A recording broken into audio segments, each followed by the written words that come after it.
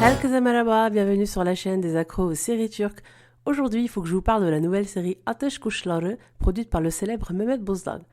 Les audiences ont tout simplement explosé. Il faut que je vous parle de cette série. Donc, c'est une série qui évoque les enfants des rues, abandonnés ou orphelins, ces vagabonds déracinés, ces oiseaux de feu, comme l'indique le titre de la série. C'est une série qui vient nous rappeler l'importance d'être une famille et d'être ensemble, quelles que soient les circonstances. Mieux, la série Ateş Kuşları nous oblige à nous demander ce qu'est la famille. C'est une série qui oppose, ou plutôt qui favorise les liens du cœur face aux liens du sang. En gros, dans la série, il y a deux camps. D'un côté, il y a les enfants qui vivent dans la rue, exploités par le méchant Çatal, qui les force à mendier pour son compte. Donc j'aimerais bien mettre un coup de projecteur sur ce groupe de 5 enfants. Donc c'est les déracinés, Köksüzler, c'est comme ça qu'ils s'appellent. Des enfants très touchants et dont la résilience est parfaitement mise en valeur par les plans et leurs jeux. Commençons par Ali qui n'a que 13 ans et qui pourtant, malgré ses 13 ans, est le responsable de la bande, le protecteur, celui qui assure la sécurité. Il est amoureux de Mercan et c'est réciproque. Elle, c'est un peu comme la maman, elle va par exemple prendre en charge le petit Zıpkın qui s'est enfui de l'orphelinat. C'est ainsi qu'il va se sacrifier, le petit Zıpkın, pour sa nouvelle famille, en retour, parce qu'ils sont redevables. Et du coup, il va avoir des liens spéciaux avec celle qu'il va appeler Abla. Ali, quant à lui, va trouver un petit garçon qui se balançait assis dans la rue pendant des heures, après avoir été jeté par son père à cause de sa maladie. Sa bite est autiste, mais les déracinés, eux, ils ne connaissent pas l'autisme, ils ne savent pas ce que c'est.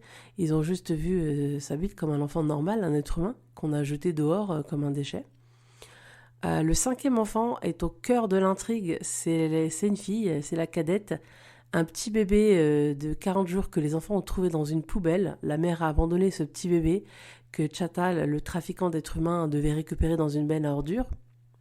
Sauf que Ali a découvert ce bébé et Mercan a proposé, ou plutôt insisté, sur l'idée de l'adopter, cet enfant, de ne pas le laisser mourir dans le froid, de s'en occuper comme si Mercan était la mère et Ali le père. Mercan appelle cette petite fille Gül Ayşe et malheureusement Çatal découvre le secret très vite. Donc lui, Çatal, il devait récupérer le bébé pour l'exploiter plus tard, mais Mercan et Ali décident de l'adopter. Donc entre-temps, la mère change d'avis, elle revient, elle fait demi-tour, elle revient récupérer sa fille dans la poubelle. La poubelle où elle l'a déposée. Sauf que les enfants, en se défendant face à la violence de Çatal, qui voulait récupérer le bébé, provoquent un meurtre. Ali, involontairement, en voulant poignarder Çatal, tue la mère. C'est le secret que Mercan et Ali ont gardé toutes ces années. Donc Ali, il est noyé par la culpabilité, celle d'avoir enlevé la vie, et l'amour qu'il ressent pour Mercan depuis des années est désormais un amour impossible depuis le drame. Donc d'ailleurs, c'est pour ça que Mercan lui en veut, en fait. Elle lui en veut de l'avoir abandonné, en fait. Donc Mercan, très déçu par le comportement d'Ali, a choisi de s'occuper de sa famille, en fait, de se sacrifier pour ses enfants qu'elle considère comme les siens, à défaut de pouvoir fonder une famille avec celui qu'elle aime, celui qu'elle a toujours aimé. Ce qui va se passer, c'est que de l'autre côté, il y a une famille, vous savez, c'est une famille qui vit dans un manoir, forcément. Cette famille aisée, elle est malheureuse. Le père cherche sa fille depuis 23 ans, parce que la fille, elle a 23 ans, et il ne sait pas ce qui s'est passé. Donc il a financé les études de son neveu, Barbaros, pour qu'il devienne enquêteur dans la police et qu'il retrouve Lara, parce que Gül Ayşe s'appelle en réalité Lara. Barbaros sacrifie sa vie pour retrouver sa cousine.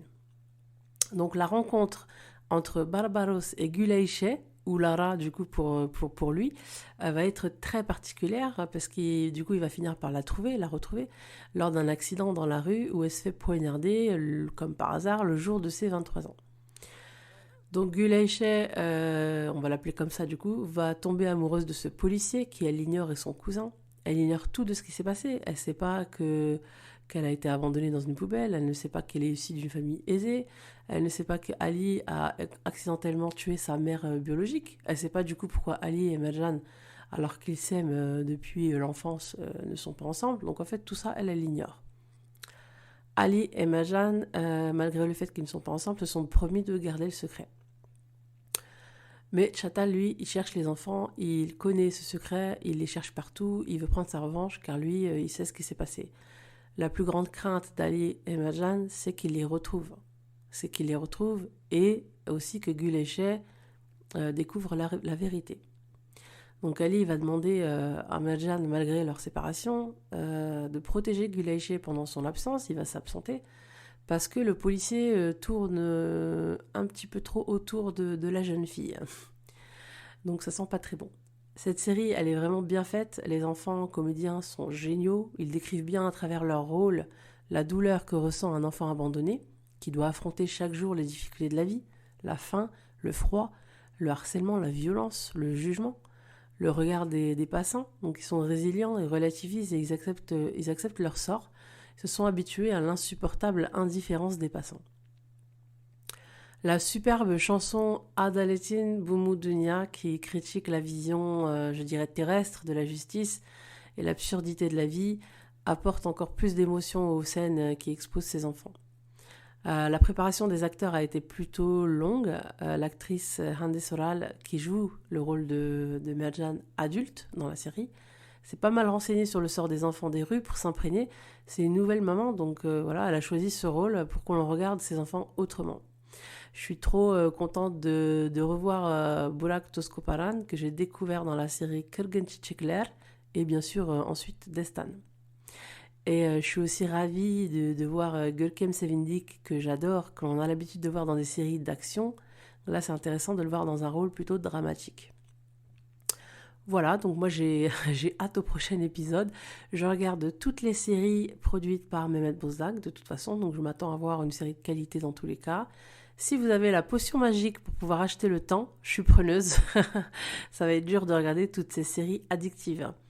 N'hésitez pas à vous abonner, à commenter, à liker si vous souhaitez plus de contenu. Et je vous dis à bientôt pour une nouvelle vidéo.